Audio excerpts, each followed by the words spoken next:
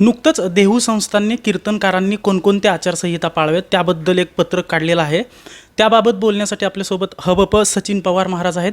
महाराज, काल देहू संस्थांनी एक पत्रक काढलेलं आहे, कीर्तनकारांनी कोणत्या कोणत्या आचारसंहिता पाळाव्यात, त्याकडे आपण कसं पाहता?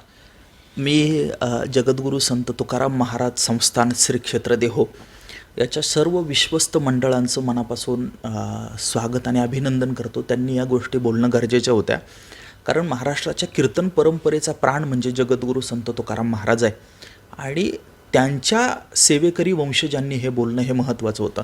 ते पत्रक मी अत्यंत व्यवस्थित पद्धतीनं पाहिलं आणि त्यांनी सांगितलं की साधू संतांनी जी कीर्तन परंपरा परमार्थ प्रबोधनासाठी निर्माण केली, तर तिचं विद्रुपीकरण कृपा करून करू नका. म्हणजे मला ते आवडलं की ते म्हणाले कृपया. त्यांनी फतवा काढलेला नाही, त्यांनी एक आवाहन केलं आहे आणि त्यांची नम्र विनंती आहे की आपण कीर्तन परंपरेचे जे सत्व आहे ते जपलं पाहिजे. आणि आम्ही सर्व वारकरी मंडळी हे देहू संस्थांच्या म्हणण्याशी 100% सहमत आहोत.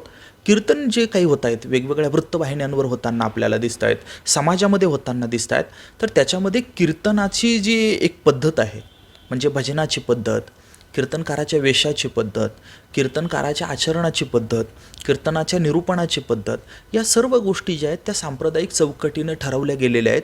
आणि कीर्तनाच्या साधारणपणे 800-900 वर्षाच्या इतिहासामध्ये साधारणपणे 750-800 वर्ष या सर्व व्यवस्थित पद्धतीनं पाळले गेलेलं आहे. मागच्या 10-5 वर्षामध्ये याच्यावर काही हल्ले होऊ लागलेत आणि त्या संदर्भानं टी व्हीवरच्या वाहिन्या, त्या कार्यक्रमांचे निर्माते, कीर्तनकार, संयोजक या सर्वांना देहू संस्थांना आवाहन केलं आहे आणि आम्ही सर्व वारकरी मंडळी त्याचं समर्थन करतो. नक्कीच.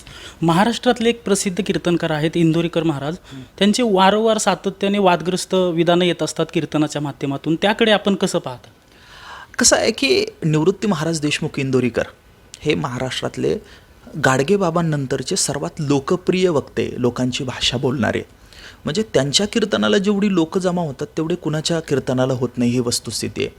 मात्र गाडगेबाबांच्या विचारांची गंगा ज्या दिशेनं वाहत होते, अगदी त्याच्या विरोधात निवृत्ती महाराज देशमुखांची गंगा वाहते.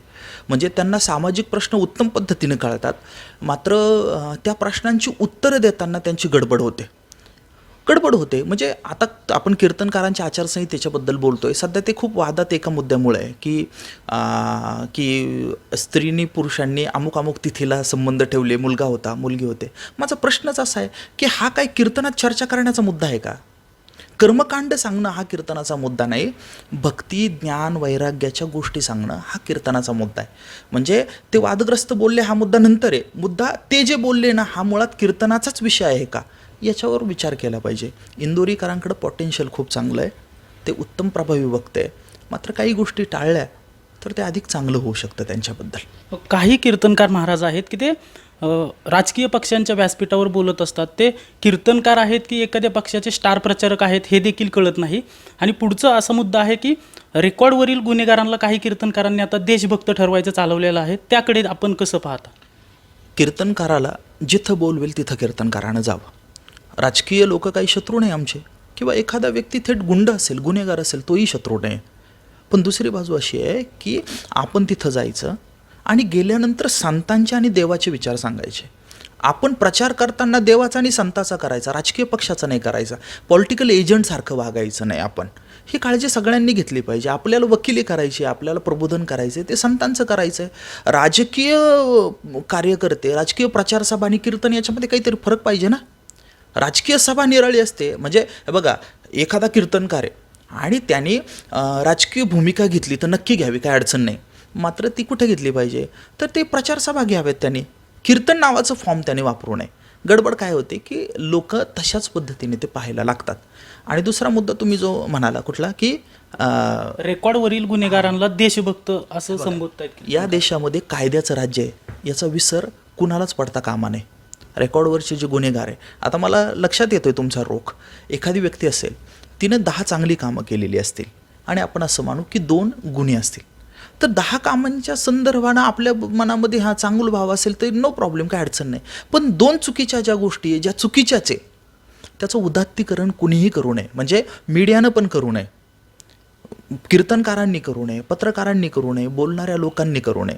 चांगल्या गोष्टी ज्या आहेत त्या अधोरेखित कराव्यात. आणि माणूस गेला ना की आपल्याकडे काय होतं की चांगल्या गोष्टी अधोरेखित केल्या जातात. उदाहरणार्थ की आपण विचार करू की रावण शिवभक्त होता, मोठा, काही अडचणच नाही त्याच्या शिवभक्तीला वंदन आहे. म्हणून जर रावणाच्या आयुष्यातली एखादी चुकीची गोष्ट असेल तर कीर्तनकार म्हणून मी त्याचं उदात्तीकरण नाही करणार. रावणाच्या अहंकाराचं उदात्तीकरण कसं करेल मी? आपल्याला हे विवेक पाहिजे. कुठल्याही वक्त्याला असा विवेक असला पाहिजे. कधी कधी कोंडी होते काही गोष्टींच्या संदर्भाने, हे खरं आहे. मात्र आपल्याला वक्ता म्हणून त्यातून शिताफीनं बाहेर पडता आलं पाहिजे आणि सातत्यानं असं लक्षात ठेवलं पाहिजे की तुकाराम महाराजांच्या चौकटीत बसणार नाही असं वक्तव्य, असं आचरण, असं बोलणं आपण करायचं नाही. ही काळजी आपण घेतली पाहिजे. आपण कीर्तनकार आहोत, आपण पॉलिटिकल एजंट नाही, आपण कुणाचे प्रचारक नाही, आपण कुणाचे मिंधेल आचार नाही. आपण विठोबाचे सेवक आहोत आणि संतांनी जे सांगितली ऐसी कीर्तन मर्यादा आहे संतांच्या घरची, ती कीर्तन मर्यादा सांभाळत सर्वांनी कीर्तन केलं पाहिजे. समाजानं सुद्धा हे गंभीरपणे घेतलं पाहिजे. नक्कीच. तर महाराजांचं स्पष्ट असं मत आहे की आपण फक्त संतांचे आणि देवाची वकिली करावी, बाकी कुणाचीही वकिली करू नये. अजिंक्य धायगुडे, जय महाराष्ट्र न्यूज, पुणे.